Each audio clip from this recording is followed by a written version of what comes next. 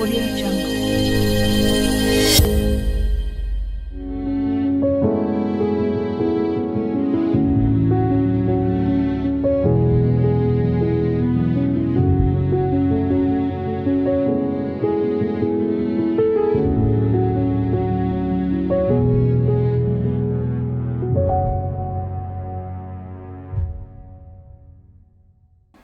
Bonjour Néhémie. Bonjour Lepre. Ça va? Ça va très bien et toi? Oui, ça va. En tout cas, je suis très contente de t'avoir dans notre émission Face au miroir. On va apprendre à te connaître un peu plus en profondeur. Je pense qu'on te connaît par les réseaux sociaux, par d'autres plateformes où on te voit très engagée. Et aujourd'hui, tu vas tout nous expliquer. Donc aujourd'hui, on va aller un peu plus en profondeur, d'accord? Est-ce que tu es d'accord? Est-ce que tu es prêt? Allons-y, ouais. Ok. D'accord. Je vais te demander un petit exercice avant de commencer, d'accord? Je vais te demander de prendre le miroir qui est juste en face de toi. De te regarder et de te regarder vraiment dans les yeux. Donc, tu es très beau, donc ne regarde pas tout le reste. Regarde-toi vraiment dans les yeux. Et je vais juste te poser quelques questions et j'aimerais juste que tu répondes. Oui, en regardant le miroir. Okay. D'accord? Alors, la première question est, qui est Néhémie? Qui est Néhémie? Néhémie, c'est un ami, c'est un fils, c'est un grand frère, c'est un homme. Une personne avec un grand cœur, parce que voilà, il y a plus d'amour à donner qu'à recevoir. Une personne serviable, une personne qui est toujours là pour les personnes qui sont dans les besoins. Un chrétien aussi, parce que voilà, ça fait partie de mes valeurs. Un fils à papa, un fils à maman et surtout un grand frère qui veut être un modèle pour ses frères et pour les personnes qui me suivent. Donc, voilà. Quelle est la plus grande réussite de Néhémie? Ma plus grande réussite?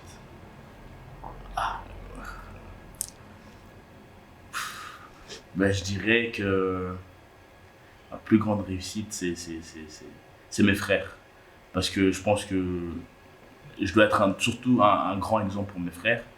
Et nous pourrons dire que, voilà, que je suis un grand frère exemplaire qui a choisi un train de vie et qui essaie aussi voilà, de faire en sorte que je dis, voilà, moi je fais les trains et mes frères c'est des wagons et que mes wagons puissent avancer dans la même direction que moi, mais pas qui aient le même parcours que moi, mais qui puissent voilà, avancer, faire ce qu'ils ont envie de faire, mais voilà, en essayant d'être aussi sérieux et aussi serviable et aussi et donner aussi de l'amour, parce que c'est très important, ça c'est la base de ma vie. Je toujours essayer de faire du bien aux gens, parce que voilà, c'est très important et j'espère que voilà, mes frères avanceront dans le même sens. Oui, dans ce sens-là, du train de l'amour. Ouais, c'est important. Ok. Et la chose peut-être que tu regrettes peut-être le plus dans ta vie? La chose que je regrette le plus, c'est quand j'étais plus jeune, si j'avais su toutes les choses qui se préparaient pour mon avenir, j'aurais pu rapiditer certains trucs et que j'ai laissés. Et ce qui fait que je pense être plus mature maintenant que j'aurais pu être déjà bien avant. Et donc, si j'avais su faire un peu un flashback, je pense qu'à mes 19 ans, 20 ans, j'aurais été déjà un peu plus actif. Et puis voilà. D'accord, merci. Tu peux juste déposer le miroir. C'est stressant. De te regarder? Ouais, c'est stressant. C'est vrai qu'on est confronté du coup à soi-même. Mais de toute façon, aujourd'hui, c'est ce que tu vas faire avec nous et surtout avec toi-même. Tu vas juste nous parler de Néhémie. De toi à la troisième personne, mais en vrai, c'est toi en fait. Okay. D'accord? Alors, on va commencer avec une première photo. Donc, c'est une photo de toi. Tu peux juste me dire, tu peux prendre, hein, tu peux juste me dire qui est ce petit garçon qu'on voit, quel était l'environnement de ce petit garçon, dans quoi il a été baigné, quelles étaient ses habitudes même. Parle-nous un peu de ce petit garçon. Je pense que voilà, la photo, elle a été prise quand j'avais, si je dis pas de bêtises, 4-5 ans, je crois, à Kinshasa. Avec la coiffure, quand j'étais petit, on m'appelait Tyson, j'aimais trop le boxeur Tyson. Je voulais trop le ressembler. Voilà, j'étais un enfant là, jeune, innocent, qui était couvert d'amour. Parce que voilà, moi, j'ai grandi avec mes parents, avec mes grands-parents. J'ai tout le temps été près de la famille, en fait. J'ai été un enfant qui a reçu beaucoup d'amour de sa famille. Et je pense que voilà, dans la photo, ça se voit, je suis très heureux. Je sais pas pourquoi, je sais pas si c'est le jour de mon anniversaire, mais voilà, c'est moi vraiment étant jeune où tu te soucies de rien et juste de vivre ta vie, quoi. Voilà. Et tu me parles d'amour, et tu me parles déjà d'amour à cette période-là, donc dans l'enfance, lorsque tu es très jeune. Et je comprends que l'amour a vraiment une place importante dans ta vie. Et tu disais que tu as reçu beaucoup d'amour. Tu penses que le fait d'avoir reçu beaucoup d'amour dans ton enfance a eu beaucoup d'impact aujourd'hui? Parce que c'est ça qui te pousse aujourd'hui à donner beaucoup d'amour, comme tu l'as dit lors de ton tête-à-tête avec toi-même? Parce que c'est vraiment les bases de mon éducation. C'est que je pense que voilà, mes parents, on parle toujours d'amour, faire du bien, c'est important. Et en tant que chrétien aussi, voilà, Dieu nous a donné la vie éternelle, il donne la vie gratuitement. Et même dans une société, dans la société, il y a des normes, il y a des règles qui font qu'on peut vivre ensemble. Et si on vit tous dans l'amour, ça éviterait l'effet de faire du mal pour rien aux gens, quoi. Donc l'amour fait partie des bases de ma vie, quoi. Et tu penses que c'est hyper important, en tout cas un parent ou des parents tout simplement, enfin un parent doit donner de l'amour à son enfant pour contribuer peut-être à une bonne éducation ou à des bonnes valeurs? Un enfant qui se sent aimé de ses parents sera plus souple sur certains domaines. Ça veut dire qu'il ira parler à son père, parler à sa mère quand il y a des problèmes. Tu sens qu'il a reçu de l'amour et il sera très équilibré. Alors qu'un enfant qui n'a pas reçu de l'amour, ça se sent aussi. Ça veut dire, vu qu'on n'a pas eu la même réalité, il y a un qui sera plus ouvert et l'autre qui sera un peu plus renfermé sur lui. Parce qu'il s'est fait tout seul, il a un peu, il cherchait un amour qu'il n'arrivait pas à avoir. Donc cet amour, c'est de lui-même. Mais je pense que voilà, donc, si un jour j'ai des enfants et j'ai une femme, ça sera une de mes bases. Je pense que voilà, donner vraiment de l'amour à mes enfants, parce que moi, c'est ce que mon père, après voilà, dans notre culture, nos parents ne disent pas tout le temps je t'aime, etc. Mais je sais que mes parents m'aiment et qu'ils ont tout fait, ils ont essayé de tout faire pour donner la meilleure vie à leurs enfants. Mais ça, c'est aussi un signe d'amour, quoi. Je pense que, je prends un exemple, un parent qui gagne je sais pas combien, qui peut s'acheter une voiture ou je sais pas quoi, qui arrive à prendre une partie pour que ses enfants manquent de rien, c'est aussi un signe d'amour. Donc je pense que voilà, dans notre société, l'amour doit primer plus que tout. Parce que voilà, il y a plus d'amour à donner qu'à recevoir. Donc quand on aime, on compte pas, et quand on aime quelqu'un, on donne directement. Et pour une personne qui, par exemple, n'a pas reçu d'amour, je pense que parce que là, tu as dit qu'il y a un impact lorsqu'on reçoit de l'amour lorsqu'on est très jeune. Et pour une personne qui ne reçoit pas d'amour, ou du moins, ou par exemple, on va aller dans le pire des cas, qui n'a peut-être pas une figure paternelle ou maternelle dans sa vie, tu penses qu'un jeune, enfin en tout cas à cet âge-là, quand tu n'as pas tout ça autour de toi, tu n'as pas peut-être cette famille qui te donne de l'amour, ou tout simplement même une famille autour de toi, où on puise cet amour, qui aujourd'hui, que tu nous dis, est important quelque part dans une société et dans chaque individu. Où puiser cet amour si on ne le reçoit pas de quelqu'un? Moi, je vais vous faire une petite confidence. Moi, j'ai pas grandi près de mes parents. Mes parents n'étaient pas proches de moi jusqu'à mes 9-10 ans. Ça veut dire que je parlais avec mes parents au téléphone et ils essayaient de couvrir l'amour comme ils pouvaient. Mais à côté de moi, c'est plus mes grands-parents, mes tantes qui étaient présents à ce moment-là. Et après, quand j'ai appris, quand quand j'ai été près de mes parents, ça a pris du temps. J'ai pris du temps à me sentir à ma place. Parce que j'avais pas le même fondement que mes petits frères ont eu, par exemple, avec mes parents. Et avec le temps, c'est des choses qui se sentent. Tu vois, des fois, je suis plus casanier aussi. Je cache plus de trucs dans mon cœur pour dire ou je me force maintenant à plus, voilà, parce que voilà, c'est mon père, c'est ma mère, à arranger notre relation. Mais tes grands-parents ou tes parents ou tes tantes si tu as une famille qui sont un peu plus présents, auront un rôle vraiment important à jouer. Parce que quand tu es jeune, tu as vraiment besoin d'amour. Parce que des fois, tu as besoin de parler, des fois, tu as besoin de dire ce qui s'est passé, ta journée. Et quand tu as ton père à côté, tu as besoin de le dire, tout ça. Et quand tu n'as pas un père, des fois, c'est difficile parce que tu te renfermes. Tu vois, même si les gens te donnent de l'amour, ça, c'est pas pareil quand c'est l'amour d'un père ou d'une mère. Et ce qui fait que, au fond de toi, ça te brisera toujours. Mais quand tu as des parents qui seront là, qui t'appellent pour te rassurer. Moi, mon père voyageait tout le temps pour venir me voir. Genre, on se voyait 2-3 fois par an, je crois.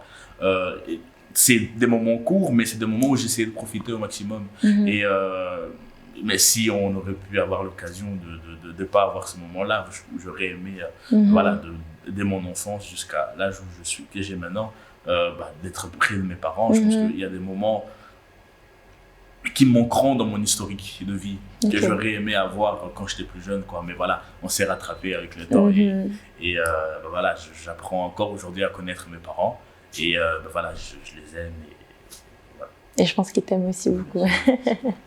Et du coup, tu disais aussi que dans nos communautés, tu disais que par exemple tes parents, voilà, ils disent peut-être pas forcément je t'aime avec les mots, mais qu'ils le montrent d'une autre manière.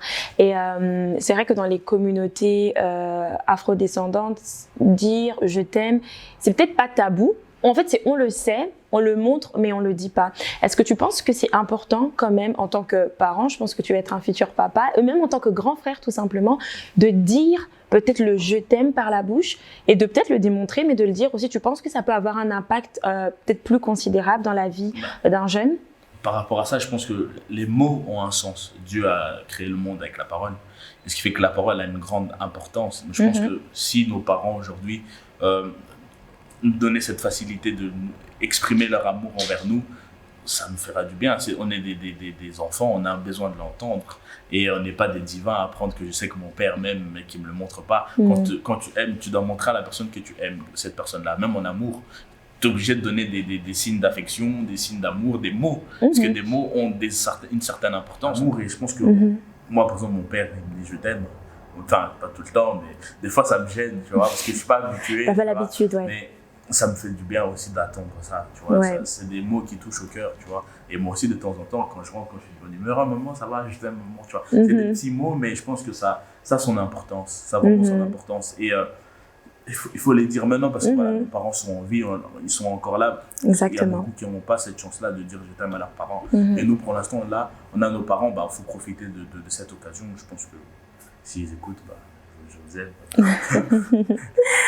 On va continuer dans ton évolution. Je vais te montrer une autre photo de toi. Ok. Là, Néhémie, à quel âge?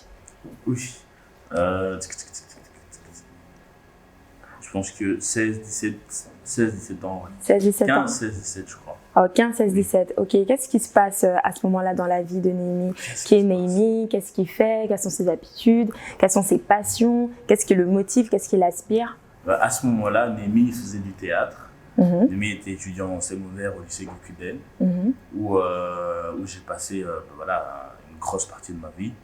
Je suis un passionné d'art. L'art, c'est quelque chose de beau, parce qu'il y a une éducation aussi qui se transmet dans l'art. Et j'ai fait du théâtre plus de 10 ans.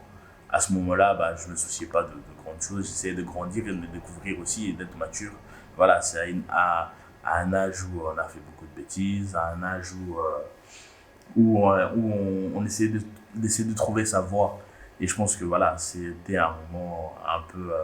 mais si à ce moment-là, comme je disais au début, je savais toutes les choses qui étaient réservées pour ma vie quand j'allais avoir 20, 22, 23, je serais déjà plus mature et plus posé à ce moment-là. Après, avec le temps, j'ai gagné en maturité. Par exemple, à ce temps-là, je n'aimais pas lire, je passais mon temps à regarder la télé, j'étais à l'école, mais... Voilà, après, je ne vais pas dire que j'étais un mauvais élève,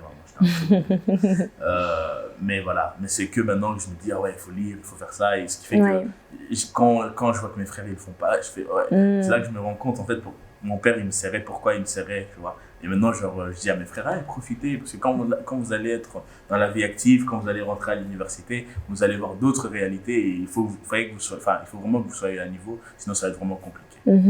Et du coup, tu dis c'est une période où voilà, tu as fait un peu des petites bêtises. Et j'ai une question par rapport à ça. Quel a été le déclic entre le moment où tu ne te rendais pas vraiment compte de certaines réalités, parce que bon, tu étais jeune et tu étais dans ton train-train habituel, et le moment où tu t'es dit, ok, là j'ai peut-être perdu du temps, ou là peut-être j'ai absolument rien fait, mais il est temps que maintenant je fasse. Quel a été le déclic, quelle a été la chose qui t'a permis de passer de la phase où je suis passive à la phase active? Je pense que ça a pris beaucoup de temps. Je pense que vers la vingtaine, 21, 22, avec toutes les choses qui se sont passées, c'est vrai que le temps aussi, tu grandis. Et je dirais plus que 21, 22 ans que j'ai essayé j'ai acquis la maturité.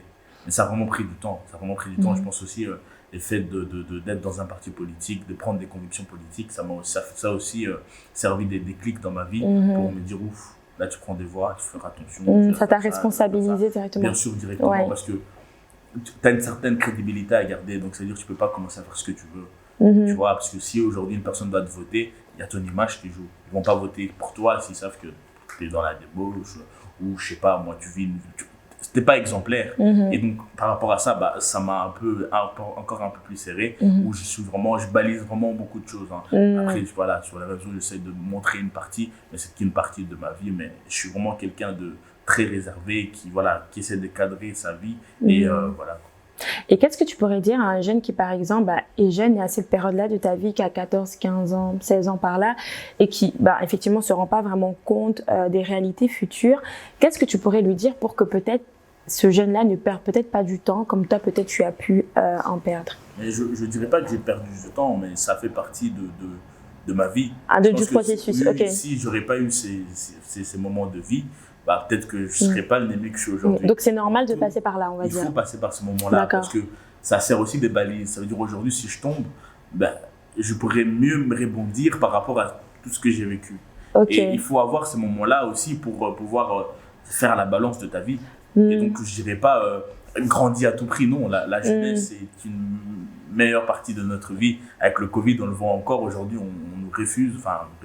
Aujourd'hui, tout est fermé. Donc, les jeunes n'ont pas le temps de s'exprimer, de sortir, de vivre une vie active. Donc, si ces jeunes-là n'avaient pas le temps de faire toute cette vie-là et grandissent d'un coup, il manquera une partie de sa vie. Donc, je pense qu'il faut ce moment de folie. Il faut ce moment où tu t'es laissé aller, parce que voilà, ça fait partie de ta vie, c'est ton éducation, c'est des bases ou c'est des anecdotes. Aujourd'hui, par exemple, quand j'aurai une vie assez, voilà, mais c'est des choses que je rencontrais à mes enfants. Genre, j'ai eu ça. Moi, quand mon père me parle de sa vie avant, à ton âge, je voyageais, à ton âge, tu vois, c'est des moments qu'il a vécu. Et donc, je pense que voilà, il faut vraiment avoir certaines bases qui vont te servir de tremplin pour ta vie future. C'est super intéressant ce que tu dis, parce que souvent les parents, lorsque l'enfant n'est pas sérieux, du moins qui ne marche pas selon la vision des parents, tu vois, peut-être par les études ou par une vie très carrée, parce que effectivement c'est un moment où il y a beaucoup de folie, on veut un peu s'amuser. Lorsqu'on n'est pas dans cette trajectoire-là, souvent les parents, c'est très difficile pour eux de comprendre ce jeune-là qui est un peu dans la folie. Mais est-ce que tu penses que cette période un peu de folie a une certaine limite, doit être encadrée, ou il faut vraiment laisser le jeune s'exprimer pleinement et du coup trouver sa voie, comme ça a été pour toi? Il faut toujours encadrer un jeune. Tu sais, un jeune pense tout savoir. Un jeune, quand il a 18, 19, 20, c'est le moment un peu top où tu crois que voilà, t'es un homme, tu plais aux femmes, tu sens que voilà, t'es quelqu'un. Et c'est le moment le plus dangereux, parce que voilà, si tu te laisses aller, tu pourras peut-être pas te rattraper. Ou c'est là aussi, l'entourage c'est important. Et aussi les dialogues. Et ça, c'est un des défauts de notre communauté. On n'a pas des parents qui communiquent. Et moi, je pense qu'il faut communiquer avec ton fils, tu vois. Parce que si tu parles avec lui, il te fera transmettre des choses, il te dira des choses. Donc, tu as le temps d'intercepter si ton fils est en train de partir dans des directions un peu bizarres, tu vois.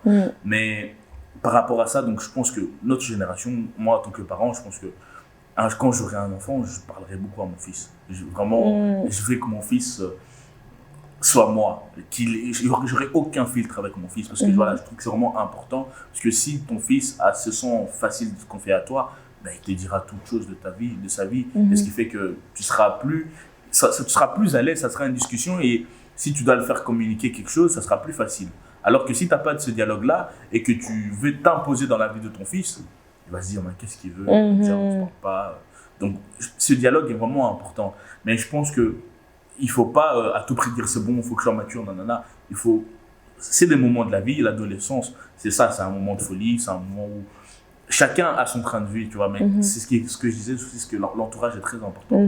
Quand j'étais jeune, je ne m'entourais pas aussi des personnes qui avaient une vision de la vie aussi grande que j'ai aujourd'hui. C'est des personnes qui voulaient s'amuser, faire des folies, sortir, etc. Et ce qui fait que moi aussi, à cet âge-là, c'est ce que je voulais, parce que mon entourage voulait ça. Et ce qui fait que tu es toujours influencé, tu es la somme des personnes avec qui tu traînes. Exactement. Donc dis-moi avec qui tu traînes, je dirai qui tu es. Donc par rapport à ça, je traînais avec des personnes qui n'étaient pas assidues à l'école. C'était oui, on fait ça. Et moi aussi, je voulais, mais c'est cool et tout. Mais c'est des choses, des moments à courte durée de temps, tu vois. Parce que les responsabilités de la vie viennent vite. Ça nous rattrape quelque part. Là, j'ai mon âge là. Et il y a des choses qui commencent à tilter dans ta tête. Genre, avant mes 30 ans, il faut que je fasse ça. Avant mes 30 ans, il faut que je fasse ça. Avant mes 25 ans, il faut que je fasse ça. Et comme je dis, si à ce temps-là, j'avais cet entourage-là, je pense que ça aurait été plus facile. Mais voilà, il n'y a pas de retard dans la vie. Chacun a son moment. Et j'aurais aimé que mon moment à moi se passe bien avant, quoi. Ok. D'accord. Et tu disais que tu aimes beaucoup l'art. Qu'est-ce que l'art a apporté dans ton quotidien? L'effet que j'ai fait du théâtre toute ma vie, premièrement, ça m'a aidé d'avoir confiance en moi. Aujourd'hui, voilà, ça se voit que je suis quelqu'un d'assez confiant, je me sens bien dans mon corps. Mais c'est grâce au théâtre. Parce qu'avant, j'étais peut-être plus confiant, mais je n'étais pas assez affermi. Ok. J'étais comment dire, une pierre que tu pourrais briser facilement. Avec le théâtre, ça m'a appris voilà, la beauté de l'art. L'art, c'est l'éducation qui se passe dans l'art. C'est un moyen de communication. Dans le théâtre, c'est des messages. Tu peux éduquer quelqu'un avec le théâtre. Moi, de mes 10 ans jusqu'à mes 24 ans aujourd'hui, je fais encore du théâtre, malgré que je fais d'autres activités. Mais le théâtre fait partie de mes bases solides de la vie. Parce que grâce au théâtre, ce monde-là m'a ouvert aussi beaucoup de portes. J'ai joué dans des pièces professionnelles, j'ai fait des courts-métrages pour des théâtres, j'ai fait des courts-métrages pour des films. Mais c'est un, comment dire, c'est un CV, c'est un gros parcours de vie que beaucoup aimeraient avoir et qui n'ont pas eu cette occasion-là. Donc, par exemple, mes frères aussi, aujourd'hui, mon frère aussi fait du théâtre. Et celui qui suit le dernier, je pense que si, il aura aussi envie de faire ça. En fait, c'est comme si c'était un coutume maintenant de la famille. Mais c'est vraiment des bases importantes parce que voilà, il y a une transmission par rapport à l'éducation. Et dans mon éducation, c'est pour ça aussi que j'ai fait des études à l'IEX au lieu de faire à l'ULB ou quoi que ce soit, parce qu'à l'IEX, c'est une continuité de l'art. On apprend à communiquer avec la photo, avec comment dire, la vidéo, le son, mais c'est des bases de communication, c'est de l'art. Une personne qui chante bien, c'est son art. Une personne qui fait des belles photos, c'est son art. Une personne qui dessine bien, c'est son art. Donc voilà, il n'y a pas d'art plus important que les autres. Tout art est un moyen de communication qui permet de faire passer une information, une émotion. Je te donne par exemple un exemple. Des fois, quand tu vas dans les musées, tu as des personnes qui peuvent être figées pendant genre 30 minutes, 40 minutes sur une toile. Oui. Tu es là, mais qu'est-ce qui se passe? Mais tu sais pas l'émotion qui se transmet. C'est-à-dire quand quelqu'un, voilà, dans tout art, il y a une âme. Ça veut dire que le fait qu'une personne puisse dessiner quelque chose, c'est pour faire passer que l'âme de l'autre personne puisse capter le message qui a été transmis. Donc pour moi, l'art, c'est vraiment quelque chose qui fait la culture. Et l'art, c'est des choses qui font vraiment partie de ma vie, c'est ma base. Tu vois, j'aime la musique. J'adore la musique. Les gens qui me connaissent, je chante très mal, mais je chante quand même. Je pense que si j'aurais voulu avoir un don, c'est le chant. Mais voilà, je suis vraiment un amoureux de l'art. J'aime bien aller au musée. Franchement, je fais de moins en moins, mais c'est des activités qui te passionnent. Que j'aime.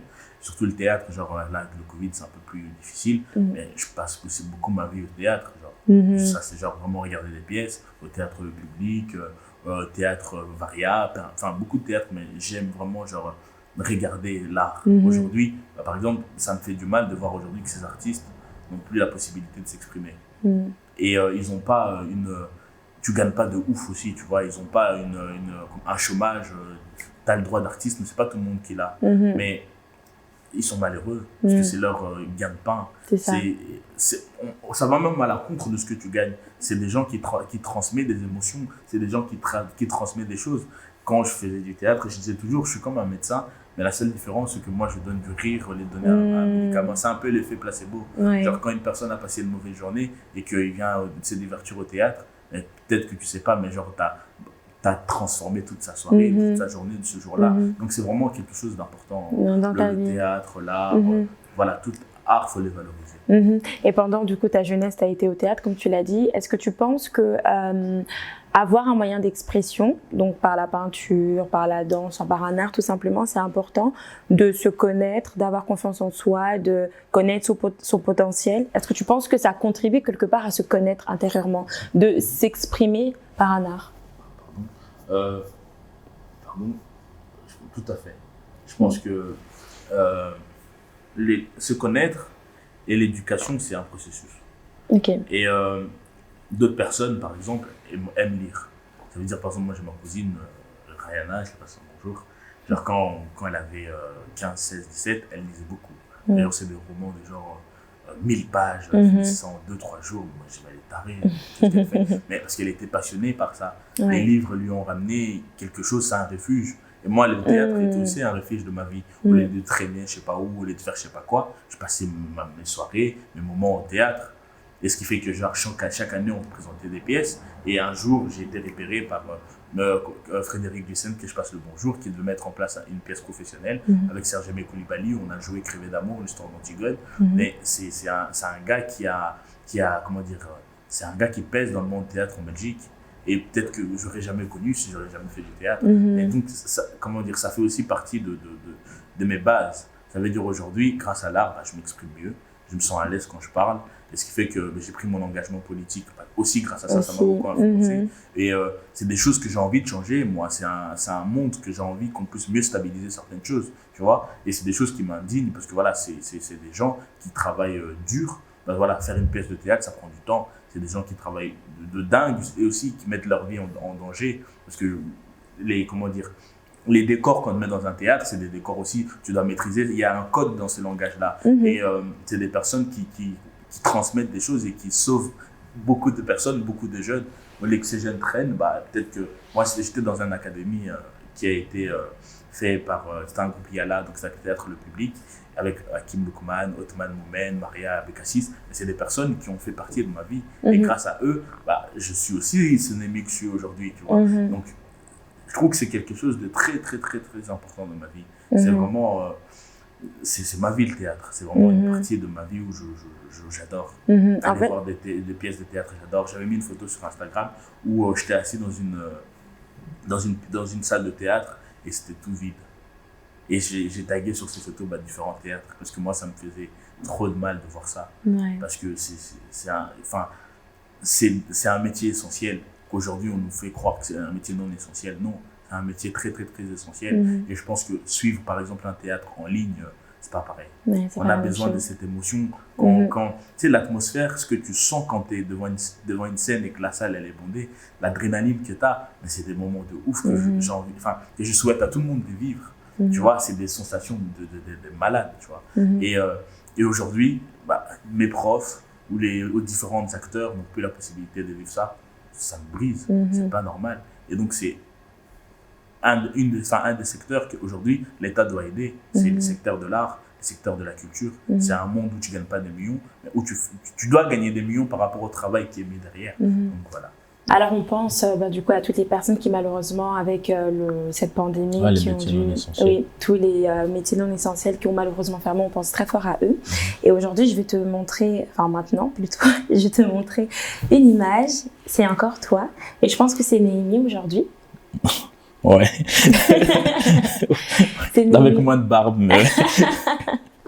Avec moins de barbe. Alors, peux-tu nous parler de ce Némi avec moins de barbe, c'est ça?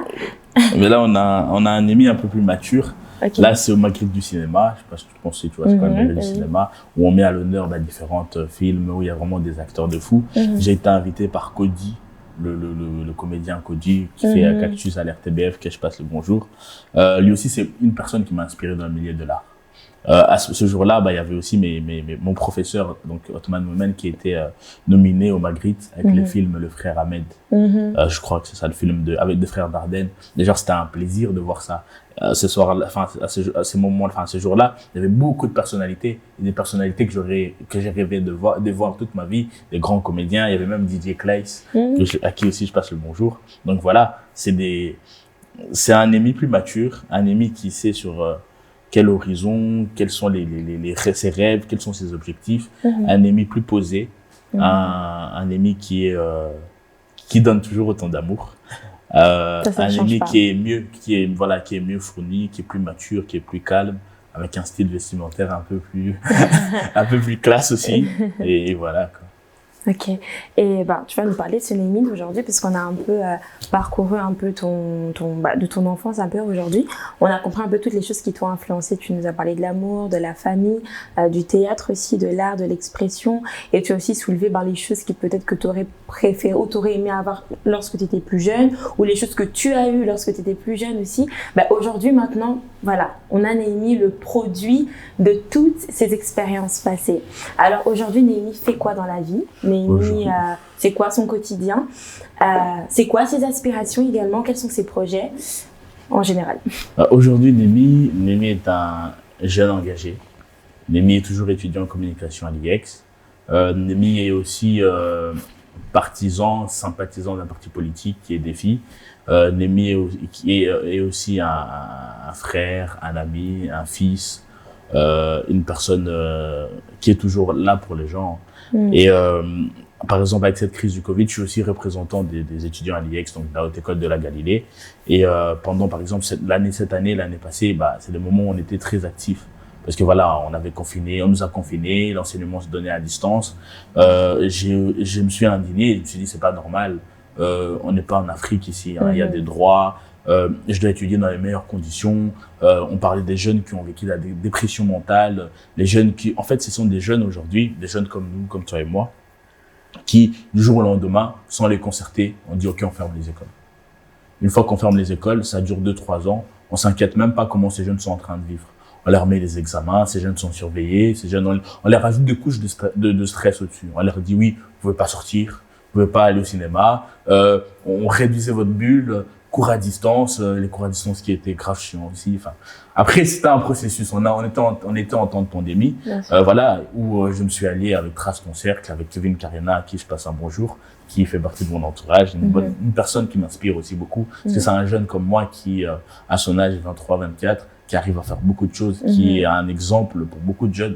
Et c'est pour ça que je disais que l'entourage est important. C'est quand tu traînes avec des personnes qui rêvent grand, tu rêves grand. Quand tu traînes avec des personnes qui ont soif, qui ont faim de changer les choses, qui ont faim d'être un exemple, qui ont faim de faciliter l'accès de vie aux jeunes, l'accès de vie au monde culturel, à l'enseignement, c'est des jeunes, enfin lui c'est plus le monde économique, moi c'est plus l'enseignement, c'est des jeunes avec qui j'ai envie de traîner, c'est des jeunes avec qui j'ai envie qu'on change les choses, parce qu'ils ont cette soif-là, ils ont envie de changer les choses. Et voilà, quoi. Tu as parlé d'engagement, qu'aujourd'hui tu es un jeune engagé. Qu'est-ce que ça signifie concrètement, être engagé aujourd'hui en 2021? Ça veut dire aujourd'hui, je suis affilié à un parti politique, Défi.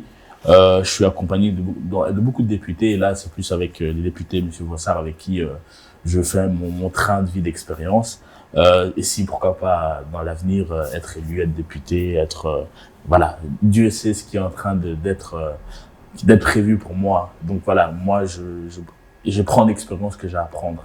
Après les restes, c'est Dieu qui s'en occupe. Et aujourd'hui, j'ai appris beaucoup avec lui. Ça fait 2 ans maintenant qu'on bosse ensemble. J'ai vraiment appris beaucoup. Moi, je m'occupe de sa communication et au Parlement bruxellois et aussi à la Fédération Uni-Bruxelles. Mais il est aussi président des filles bruxellois et aujourd'hui, je suis moi responsable de communication du parti Mieux que pour Bruxelles. Et avec lui, pendant 5 ans, il a un parcours à faire, il a des projets à faire et donc il a une équipe avec qui il est en train de mener ce projet. Et dans son équipe, il y a des jeunes, il y a des Noirs, moi, Eden, à qui je dis bonjour aussi, et Gisèle Mandaïla qui a été secrétaire d'État, Pascal Frezon, échevin des Verts et Michael Mossard, député bruxellois. Avec lui, on fait un tremplin où on essaie de mettre en place des projets pour les sections bruxellois. Et voilà, moi, le monde politique, j'ai pris du temps à l'aimer, j'ai pris du temps à faire de ce monde-là ma place comme avec de l'art. Et j'aime la politique, c'est grave beau. La politique, c'est des gens, par exemple monsieur Vossard qui est là, qui se bat tout le temps pour essayer de changer les choses. Quand il y avait la crise du Covid, il était là en affaires économiques pour essayer de trouver des solutions pour le monde Eureka, les restaurants qui étaient fermés, en proposant les chèques sport, en proposant le tax shelter, en proposant le système de purification d'air. Et ces gens-là m'inspirent parce qu'ils veulent changer les choses. Ça veut dire on est dans un monde, mais le monde est en train d'évoluer. Et il faut des personnes qui sont là et qui veulent aussi faire évoluer les choses. Et pour moi aussi, la jeunesse a sa place dans la politique. Parce que les grandes personnes, je prends nos anciens, Bertin Mampaka qui a fait beaucoup, ont vécu une certaine réalité. Et nous aussi, aujourd'hui, on vit d'autres réalités. Et je pense que pour faire avancer, il faut tout. Il faut des personnes expérimentées comme Bertin. Il faut des jeunes comme Kevin, comme moi, comme Gladys Kazali qui est députée, comme Andrea Kaloubi aussi. Mais voilà, c'est des personnes noires. Parce que voilà, pour moi, les personnes noires ici en Belgique, on n'est pas assez représentées. Aujourd'hui, par exemple, au Parlement bruxellois, si on commence à compter les députés noirs, t'as Bertin, Papa Bertin, t'as Papa Compagnie, t'as Gladys, Nicole Beaumélé, je pense qu'on a fait le tour, Calvin Sorel, il y en a 5, sur 89 sièges. C'est pas normal. Tu vois, alors qu'on peut élire plus de personnes. Pour toi, c'est important qu'il y ait de la diversité dans le monde politique belge? Mais bien sûr, parce que je pense que pour des causes qui nous parlent, il faut des personnes qui nous représentent. Excuse-moi, mais une personne étrangère, une personne de communauté défendra les intérêts de sa communauté. une personne, je défendrai les intérêts des Belges tout court, mais aussi de ma communauté. Et pour moi, je suis pas là pour dire qu'il faut faire une vote communautaire. Non, moi aussi, j'espère que les Blancs me voteront, les Noirs, les Arabes, etc. Mais ce que je veux, c'est que les personnes de ma couleur, les personnes de ma communauté puissent être aussi présents dans les endroits où les choses se décident. Moi, quand j'ai voulu faire la politique, mes convictions c'était, aujourd'hui, Némi, je dois être là dans les endroits où les choses se décident. Et aujourd'hui, je suis dans les endroits où les choses se décident. Quand il y a des choses qui coincent sur l'enseignement, je disais à mon député, pardon, là, il faut faire ça, il faut dire qu'on gèle la finançabilité. Nous, on était là pour dire qu'il faut qu'on gèle la finançabilité, interpelle la ministre de l'Enseignement, et paf, il écrivait un texte, et on a mis la pression. Aujourd'hui, la finançabilité, elle était gelée.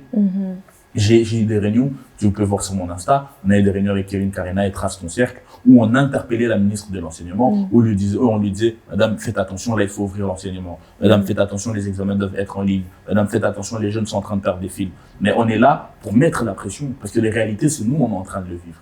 Et pour ça, si Némi n'était pas là, ou si Kevin n'était pas là, bien sûr, il y a des gens qui le font, mais on n'aurait pas eu la même proximité. Tu vois, je dirais pas que je suis le représentant de tout le monde, non. Après, si c'est ce que vous voulez, ça y a pas de problème. Mais avec avec mon tout petit peu, le rôle là, mon tout petit rôle là, j'essaie de faire ce que je peux.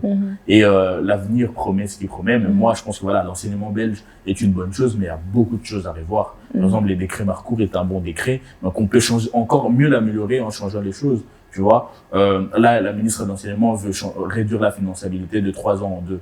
Moi, je suis contre. Je dis, là, on vient de sortir on est en pleine crise. T'as des étudiants qui sont en décrochage scolaire et tu veux réduire le temps d'études encore de ces étudiants de 2 ans alors qu'ils sont pas en meilleure qualité d'études d'enseignement. Son projet est peut-être bien, mais c'est un projet à le mettre en place une fois que on vit normalement. Mais quand on est dans un circonstance de pandémie, tu peux pas me parler de ça. Faut me parler des choses concrètes. Aujourd'hui, les jeunes sont en décrochage, qu'est-ce qu'on fait? Ah, un accompagnement d'aide à la réussite. Ah, on renforce le cours ici. Quelqu'un qui les accompagne, c'est ça qu'on veut. Bien sûr que la ministre, elle a mis des fonds pour aider les étudiants. Là, je suis entièrement d'accord. Parce que tu as eu beaucoup d'étudiants qui ont perdu des jobs étudiants. On a beaucoup d'étudiants coteurs qui aujourd'hui ne savent plus coter, ne savent plus comment payer. Ça, les écoles ont eu une permanence pour pouvoir mieux gérer et aider ces étudiants-là. Là, je suis entièrement d'accord. Mais maintenant, il faut travailler dans la pédagogie. Savoir psychologiquement qu'est-ce qui n'a pas été. Peut-être que tu as des jeunes qui ont besoin de parler, qui vivent très mal leur confinement. Et on a besoin d'écouter ces jeunes. Et par rapport à ça, il faut des personnes qui les écoutent. Moi, je reçois des messages de gens, oh, Némi, ça va pas, nanana. Et j'essaye aussi de leur dire, ça va aller. Ok, j'essaie de faire ma pédagogie à moi pour aider ces personnes-là. Je dirais pas que je suis quelqu'un qui ne se brise pas. Moi aussi, j'ai été en décrochage pendant ce confinement. Moi aussi, j'ai très mal vécu ce confinement. Mais je me suis rapproché des personnes qui étaient dans le même atmosphère que moi. Et on a essayé chacun de s'étirer, tu vois. Et là, on est encore en plein Covid. On essaye de sortir. Mais avant d'essayer de baliser, essayer de garder les choses, il faut faire un accompagnement. Les jeunes moi, mon frère rentre en université l'année prochaine. En aucun cas, j'aimerais que mon frère rentre dans une période de pandémie. Il va péter un câble. Parce que le monde universitaire, c'est d'autres réalités. Pardon. C'est un monde où tu dois être autodidacte. Ça veut dire, il n'y a plus des profs qui sont là derrière toi. Némi travaille, Némi bouge-toi le cul, sinon ça va pas aller. Là, c'est toi-même, tu gères ta vie. Mais si t'as pas l'esprit tranquille, tu pourras pas étudier tranquillement. C'est pour ça qu'on a autant beaucoup d'étudiants qui sont en décrochage, parce que ces étudiants-là, on leur donne plus l'occasion de vivre, de faire les choses qui sont assez simples aujourd'hui, qui aujourd'hui deviennent difficiles. Aller au cinéma, par exemple, je savais pas que ça allait me manquer autant. Je pense que quand les cinémas vont ouvrir, je vais aller de fou. Quand les restaurants ont ouvert, je peux te dire que au moins 2 fois par semaine, depuis que les restaurants ont ouvert, je mange dehors. Parce que pour moi, c'est des secteurs qui souffrent et il faut soutenir. Et c'est ça que nous on veut, c'est des hommes de terrain. Quand il y a un problème, on est sur le terrain, on essaie de mettre en place des solutions. Et c'est des gens comme ça que j'ai envie de m'entourer. Avec des filles jeunes, avec les jeunes et des filles jeunes, on le fait. Et même d'autres personnes de d'autres couleurs politiques. Moi, en plus, je traîne beaucoup avec d'autres personnes de d'autres couleurs politiques. Et enfin, la génération qui est en train d'arriver, donc notre génération, je dirais qu'on est une génération de terrain. Moi, j'étais sur le terrain. Pendant la marche de Trace Ton Cercle, j'étais là. J'aurais pu faire autre chose, j'étais là. Pour réclamer mes droits, pour réclamer les choses qui me sont importantes, tu vois. Et malheureusement, nos jeunes ici en Belgique, beaucoup de jeunes ne savent pas pourquoi ils votent, comment ils votent, etc. Et le but, c'est aussi de parler à ces jeunes. Votre voix compte. Et grâce à vous, on peut essayer de changer les choses ou essayer élire encore plus de personnes de notre communauté. Élire, pas que notre communauté, mais élire encore plus de jeunes qui sont là et qui ont faim et qui ont envie d'échanger des choses. Donc voilà. Donc pour toi, le changement, c'est quelque chose d'important. Enfin, tu parles beaucoup de changement, de changer le monde. En tout cas, à ton échelle, ce que tu veux réellement, c'est, je pense que c'est les jeunes aussi plus particulièrement, c'est changer les choses pour que les jeunes aujourd'hui se sentent légitimes d'adhérer à certains partis politiques ou du moins tout simplement être jeunes à leur échelle, avec leur habitude, mais à être responsables, mais à leur niveau. Bien sûr, bien sûr. C'est ça. On est arrivé à un moment où la vie est très compliquée. Ouais. Aujourd'hui, on va dans un monde très digitalisé. C'est pas tous les jeunes qui maîtrisent le digital. C'est vrai. Mais ces jeunes-là, faut pas les abandonner. Faut les encadrer et essayer de leur faire rentrer dans un monde actif et qu'ils trouvent leur équilibre et ils avancent. Aujourd'hui, on est dans un monde où, si t'as pas de diplôme, t'es moins considéré. On est dans un monde où on est en train de forcer étudier, mais les études ne sont pas faites pour tout le monde. Pour les personnes à qui les études ne sont pas faites pour eux, il faut mettre en place quelque chose pour aussi que ces jeunes-là puissent vivre, essayer d'entreprendre, de faire des projets. C'est ça, en fait. Je veux pas qu'on puisse délaisser à un côté ou se concentrer que sur les jeunes qui réussissent ou sur... Non, chacun réussit dans son domaine. C'est pas parce que tu n'étudies pas que tu dois pas réussir. L'entrepreneuriat, tu as beaucoup d'entrepreneurs qui n'ont même pas de diplôme qu'aujourd'hui, ils font des trucs de fou. Mais moi, c'est dans ce sens-là, c'est donner la possibilité à ces jeunes de s'exprimer, leur donner la facilité de créer, si c'est l'entrepreneuriat, d'entreprendre, si c'est des études, leur suivre dans leurs études, si c'est de l'art, leur donner la facilité d'exprimer leur art, et que ces jeunes puissent marquer leur génération. Moi, je veux des jeunes actifs, des jeunes qui sont là et qui ont mis des choses en place. Je te donne par exemple l'exemple de Junior Ngoy qui vient de mettre en place son Burger Island. Il a quel âge Burger Junior? Il a la vingtaine, mais c'est un jeune comme nous qui entreprend. Moi, je veux qu'il y ait au moins 5, 10, 15, 20 juniors. Je prends par exemple, toi, tu es étudiante en journalisme. Là, tu es en train d'entreprendre. Tu fais ton propre média et tu essaies de le mettre en place. Moi, c'est ça que je veux. Je veux des jeunes de notre communauté qui font des choses. Parce qu'on nous réduit sur des choses. Oui, c'est des beaux à rien à voir. Les jeunes font des choses.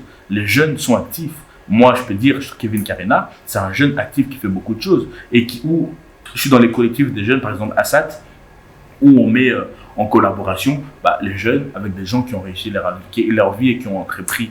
Mais si tu as quelqu'un qui a vécu ce genre de choses et qui te parle de son expérience, ça t'inspire. Moi, c'est pour ça que je me dis toujours, je n'ai pas droit à l'erreur. Moi, mon grand-père, il était pilote. Mon grand-père, il était pilote présidentiel, il pilotait Mobutu. L'ancien président, il a piloté Mohamed Ali quand il a fait son combat au Congo. Avec une personne d'un parcours comme ça, je ne peux pas me permettre d'avoir une vie... Tu vois aussi impacté. Mais parce qu'il faut une continuité dans la famille. Si tu as des gens, mon grand-père aussi travaillait pour la Sabena à l'ancienne, tu vois, il faut une continuité. Et pour moi, si je dois être un exemple pour mes frères ne doivent pas se contenter de... Voilà. Après, ils sont libres de faire des études. Si ce n'est pas leur voie, on ne force pas. Mais il faut qu'ils puissent trouver quelque chose qui leur permet de vivre une vie meilleure. Si c'est l'entrepreneuriat, on entreprend, mais que l'État puisse faciliter la transition de ces jeunes-là. C'est ça que je trouve important. Et ça, si j'arrive à être député un jour, je ne sais pas si... Voilà, ça sera ça mon rôle. Ce qui est enseignement, mieux coordonner l'enseignement de bruxellois, faciliter certaines choses. Aujourd'hui, je prends l'enseignement secondaire par exemple. Les meilleurs profs sont dans les meilleures écoles. Dans les meilleures écoles, par exemple Saint-Michel, où les jeunes qui sont là-bas ont déjà une certaine intelligence, une certaine façon de travailler qui est bien instruite. Et dans les écoles où tu as des gens un peu plus difficiles qui ont du mal à s'intégrer, ils n'ont pas les meilleurs profs. Il faut équilibrer. Ça veut dire les bons profs, il faut les mettre dans les endroits où il y a plus de lacunes pour renforcer ceux qui sont faibles. Et les autres, mettre aussi des professeurs qui peuvent l'exprimer. Mais il faut renforcer les deux côtés. Si on veut une génération plus forte, il faut un équilibre de deux côtés. Et c'est ce qui manque aujourd'hui. Et moi, c'est dans ce sens-là que c'est comme ça que je réfléchis. Pour moi, notre enseignement est bon, mais il y a des choses à améliorer, il y a des choses à baliser, il y a une facilité à faire. Par exemple, il y a des cours aussi, excuse-moi, où tu fais du journalisme, tu as des cours de maths. Ça va te servir quoi? Je dis pas que c'est pas important, mais qu'est-ce que ça vaut dans ton programme? Et aussi, ce qu'on oublie, c'est qu'aujourd'hui, quand tu finis tes études secondaires, tu dois rentrer à l'école supérieure ou à l'université. Mettre en place un système de transition pour préparer aussi ces étudiants qui sont en train de rentrer dans une nouvelle réalité. Et ça, il y a des choses qui sont à l'ULB, ils font des trucs préparatoires, mais je pense que c'est un truc qu'il faut le faire un peu partout. Comme ça, un jeune, quand il commence, paf, il est déjà au niveau. Il n'a pas de lacune. S'il vient d'une école qui n'est pas au top ou s'il n'a pas vu certaines matières. Tu vois, il faut vraiment mieux accompagner ces jeunes, mettre une pédagogie et leur faciliter l'enseignement. Les études ne sont pas difficiles quand on t'explique bien. Les études ne sont pas difficiles quand tu as de bonnes personnes qui t'entourent. Et l'entourage, c'est aussi quelque chose d'important. Si tu es entouré d'une personne qui bosse, tu vas bosser. Si tu es entouré d'une personne qui rêve grand, tu verras grand. Tu vois? C'est pour ça qu'on dit, dis-moi avec qui tu traînes, je te dirai qui tu es. En effet. Et quel conseil tu peux donner à un jeune qui aujourd'hui veut adhérer peut-être à un parti politique, qui est peut-être une personne étrangère ou peut-être qui doute tout simplement de ça parce que justement c'est un jeune, il a l'impression qu'il ne va rien apporter, il a l'impression, et après c'est l'impression aussi que la société donne que lorsqu'on est jeune, on n'a pas d'expérience, on n'a pas trop son mot à dire. Toi qui aujourd'hui est engagé, qui adhère en plus à un parti politique, quel conseil tu peux donner à un jeune qui t'écoute en fait pour que lui aussi, avec tout ton parcours, tout le parcours que tu as eu, se lever, se dire ok, moi je vais adhérer à un tel parti et je vais m'y engager et je vais également aussi changer les choses. Premièrement, c'est suivre un parti politique en fonction de tes valeurs. Moi, je suis très francophone. Enfin, ik spreek een beetje Nederlands. Mais je suis d'abord les francophones. Et mon parti défend d'abord les intérêts de francophones. C'est pour ça que j'ai été chez Défi. Mais choisir un parti politique en fonction de tes valeurs et tes idées politiques. Et c'est très facile d'adhérer à un parti politique.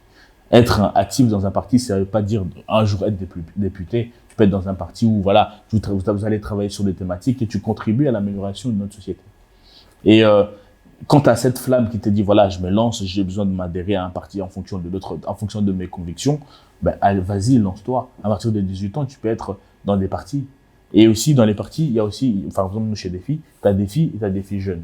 Ça veut dire, vous faites des activités entre jeunes. Et là, vous parlez des thématiques, par exemple, mobilité, sport, enseignement, etc. Mais tu vois déjà le coulisses de ce pays-là, le coulisses du pays et les coulisses du monde politique. Mais si ces jeunes veulent se lancer, allez-y, ayez des convictions et lancez-vous. C'est important. C'est vraiment important. Moi, la politique aujourd'hui, ça m'a ouvert beaucoup de portes. Et par rapport à l'expérience, notre enseignement, quand tu finis tes études, on demande d'avoir une certaine expérience. Mais c'est pas toutes les écoles aujourd'hui qui te donnent la possibilité de faire des stages. Donc, tu sais pas avoir déjà cette expérience-là si t'as pas fait des stages. Et donc, il faut faciliter et mettre en place des stages pour mieux former nos jeunes. Parce que la théorie et la pratique, c'est deux choses différentes. Ce qu'on nous apprend à l'école, mais les réalités du terrain, c'est bien autre chose. Et aujourd'hui, il faut aussi éduquer ces jeunes-là sur l'échec. Ici, le système belge, quand quelqu'un échoue, on dit, vas-y, c'est un raté, nanana. Alors qu'aux États-Unis, quand une personne échoue, on lui dit, c'est normal. C'est la vie. Tu vas rebondir. Ils vont plus prendre quelqu'un qui a raté qu'il y a une personne qui a réussi. Parce que cette personne-là a déjà encaissé des coups. Et donc, s'il y a une situation un peu quelconque qui arrive, cette personne sait comment rebondir par rapport à ça. Donc, s'il y a des jeunes qui échouent, c'est normal. Il faut l'accepter. On dit, moi, c'est ça aussi ma devise. Soit j'apprends, soit je gagne. Mais je n'échoue jamais. Donc, pour ces jeunes-là, soit vous apprenez, soit vous gagnez. Vous n'allez jamais échouer. S'il faut que tu rates, c'est pas grave, on se relève. Il y a mieux qui t'attend demain. Tu vois, mais pas s'affaiblir ou dans un système où si tu rates, c'est bon, tu rates ta vie. C'est pas ça. L'avenir, c'est autre chose. Comme je t'ai dit, il y a beaucoup de gens qui n'ont peut-être pas fini des études, qui aujourd'hui ont des entreprises de fous, qui aujourd'hui font de l'argent. Donc, l'enseignement nous donne des codes, mais l'intelligence est dans ta tête. Et c'est ça, faut jamais l'oublier. C'est pas parce que t'as pas fini tes études, c'est pas parce que, voilà, les études, c'est important. Les diplômes, c'est très important. Les diplômes, c'est comme un passeport. Quand tu voyages, tu as besoin d'un passeport pour prouver que t'as un passe pour passer. Les études, c'est la même chose. C'est prouver que, voilà, j'ai suivi un parcours, j'ai une base. Après, la pratique, c'est toi qui dois le faire. La pratique, c'est en fait, la pratique, c'est drôle. C'est tout ton parcours de vie. C'est tes bases, ton éducation, ce qu'on a appris à l'école, ce que la vie t'a appris, ce que l'art t'a appris, et sur base de ça, ça fait ta personne. C'est ça, une personne. Donc, faut pas se focaliser quand tu t'es bloqué quelque part. Mais si vous avez des convictions, lancez-vous. Il y a beaucoup de partis politiques en Belgique, PS, Défi, MR, CDA, ces gens passent, mais vraiment en fonction des valeurs et en fonction de tes convictions. Voilà. D'accord. Bon, en tout cas, merci Néhémie pour ton intervention. C'était super, super intéressant. Et je pense vraiment qu'il y a un jeune qui t'a écouté, que ce soit au niveau de la politique et même dans un autre domaine. Je pense qu'on a vraiment été encouragés aujourd'hui de se lancer, de croire en nous, parce qu'en réalité, et même en vérité, notre voix compte, et le fait d'être jeune n'est pas une faiblesse ou ne veut pas dire incompétence, pas du tout. On a justement peut-être plus de créativité, on a plus de vigueur, plus d'énergie, peut-être on est plus dynamique, et c'est justement ces choses-là qu'il faut utiliser pour un parti politique ou pour tout domaine. En tout cas, merci beaucoup. Merci beaucoup à toi. Merci beaucoup à toi.